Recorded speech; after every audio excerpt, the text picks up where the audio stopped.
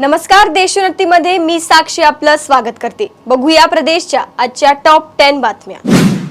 भारत पाकिस्तानात सध्या सुरू असलेल्या तणावाच्या पार्श्वभूमीवर देशभरात सतर्कता बाळगली जात आहे। याचाच भाग म्हणून मुंबईतील प्रसिद्ध सिद्धिविनायक मंदिराने मोठा निर्णय घेतलाय। मंदिर प्रशासनाने सुरक्षेच्या कारणास्तव येत्या रविवारपासून भाविकांना हार आणि नारळ अर्पण करण्यास मनाई केली आहे। भारत आणि पाकिस्तानमधील वाढत्या तणावामुळे खबरदारीचा उपाय म्हणून हा निर्णय घेण्यात आलाय। रायगड जिल्ह्यात शिवसेना शिंदे गटाचे जिल्हा प्रमुख राजा केणी उद्योग मंत्री उदय सामंत यांच्यावर नाराज आहेत। प्रकल्पग्रस्ताबाबत उदय सामंत यांची भूमिका संशयास्पद असल्याचा आरोप राजा केणी यांनी केलाय। प्रकल्पग्रस्तांच्या प्रश्नाकडे उद्योग मंत्री दुर्लक्ष करत असल्याने आपल्याच पक्षाच्या मंत्र्याविरोधात अलिबाग येथील MIDC कार्यालयावर येत्या 15 मे रोजी मोर्चा काढण्याचा इशारा त्यांनी दिलाय। बीड स्थानिक गुन्हे शाखेच्या पोलिसांनी मुंबईच्या 2 तरुणांना एका गंभीर गुन्ह्याप्रकरणी अटक केली आहे। हे दोनही तरुण अनेक दिवसांपासून RTO अधिकारी बनून वाहन चालकांकडून वसुली करत होते। पोलिसांना याबाबत माहिती मिळाल्यानंतर मोठ्या शिताफीने दोघांना अटक केली।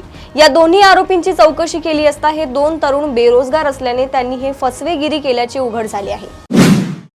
भारत पाकिस्तानमधील तणावाच्या पार्श्वभूमीवर साकीनाका येथे एक संशयास्पद ड्रोन दिसल्याने एकच खळबळ उडाली। मुंबई विमानतळाजवळ हा ड्रोन फिरत असल्याची माहिती मिळताच सुरक्षा यंत्रणा सतर्क झाली आहे। या घटनेची माहिती मिळताच पोलिसांनी तातडीने शोध मोहीम सुरू केली आहे, परंतु त्यांना काहीही संशयास्पद आढळून आले नाही।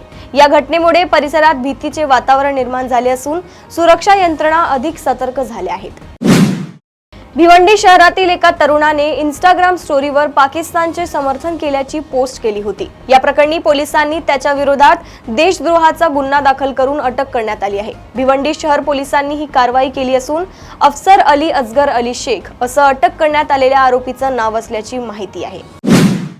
ठाण्याच्या कल्याण अटाडी भागात मौज म्हणून एका लघुपटाचे चित्रीकरण पाहण्यासाठी गेलेल्या 11 वर्षाच्या मुलीवर लैंगिक अत्याचार झाल्याची धक्कादायक घटना समोर आली आहे। चित्रीकरण पाहण्यासाठी आलेल्या मुलीला या भागातीलच एका दुकानदाराने जबरदस्तीने आपल्या दुकानात बोलावून घेत रात्रभर तिच्यावर लैंगिक अत्याचार केले। पोलिसांनी दुकानदार विरोधात बाल लैंगिक अत्याचार प्रतिबंधक कायद्याअंतर्गत लैंगिक शोषणाचा गुन्हा दाखल केलाय।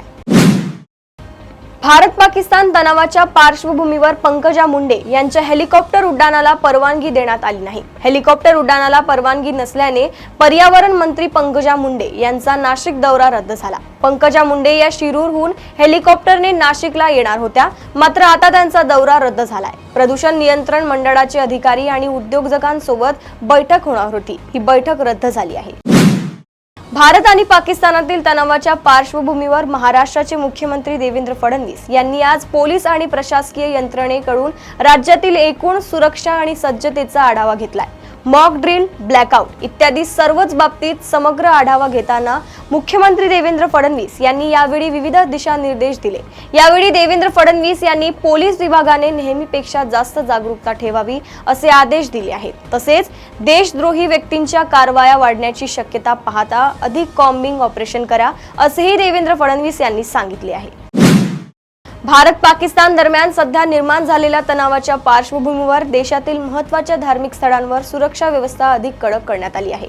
मुंबईतील सिद्धिविनायक मंदिरानंतर आता शिर्डीच्या साईबाबा देवस्थानही अलर्ट मोडवर आल्याचे पाहायला मिळत आहे।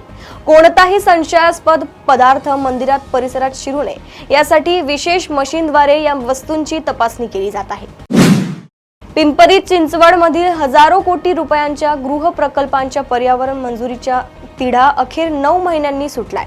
या प्रकल्पांना राज्य पर्यावरण प्रभाव मूल्यांकन समितीने मंजुरी द्यावी असे आदेश उच्च न्यायालयाने दिले आहेत। त्यासाठी 8 आठवड्यांची मुदतही न्यायालयाने दिली आहे। प्रदेशातील अशाच टॉप 10 बातम्या जाणून घेण्यासाठी बघत रहा देशोन्नती। नमस्कार। ठळक घडामोडींसाठी देशोन्नती न्यूज चॅनलला सबस्क्राइब करा आणि बेल आयकॉन प्रेस करा।